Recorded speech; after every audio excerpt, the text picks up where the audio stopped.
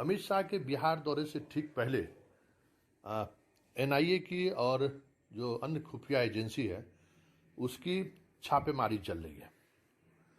और बिहार के जिन हिस्सों में छापेमारी चल रही है वो हिस्सा है जहां अमित शाह का कल कार्यक्रम होना है। जी हां, बात हम पूर्णिया की कर रहे हैं। इसके अलावा देश के अन्य हिस्सों में भी पीएफआई के खिलाफ कार्रवाई चल रही है और छापेमारी चल रही है।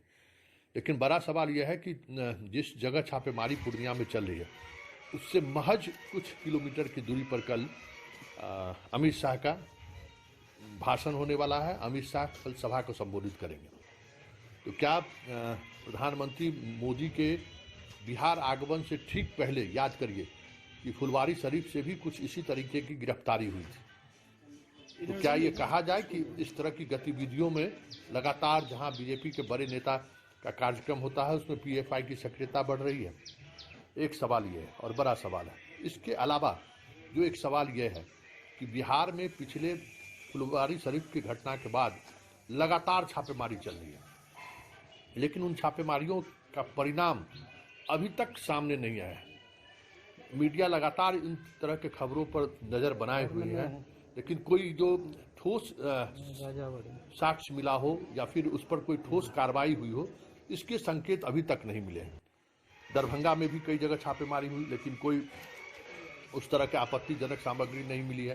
लेकिन उससे भी बड़ा सवाल यह है कि अगर पीएफआई आतंकी संगठन है तो उस पर बैंड क्यों नहीं लगाया जा रहा है? ये एक बड़ा सवाल है, क्योंकि पीएफआई की लगातार गतिविधियों पर केंद्र सरकार की भी नज़र है। सबसे पहले बिहार में ही पीएफआई के खिलाफ एफआईआर दर्ज हुआ, जिसको एनआईए ने टेक ओवर कर लिया है। लेकिन इतने दिनों के बावजूद भी पीएफआई अगर आतंकी संगठन है तो उस पर प्रतिबंध क्यों नहीं लगाया जा रहा? और पटना के एसपी जिन्होंने अपने बयान में कहा था कि पीएफआई इस तरह के संगठन है जिस तरीके से संघ काम करती है, वो भी विवाद अभी चल ही रहा है। तो क्या ये माना जाए कि ये जो पीएफआई के सहारे जो कार्रवाई की बात चल रही है वो ध्यान भटकाने की कोशिश है, या फिर आने वाले दिनों में पीएफआई के सहारे किसी बड़ी स्टोरी को गढ़ने की कोशिश है? क्योंकि ये चर्चा आम है और हमें लगता है कि इन चर्चाओं के सहारे आने वाले समय में चीज़ों को देखने और समझने की जरूरत है।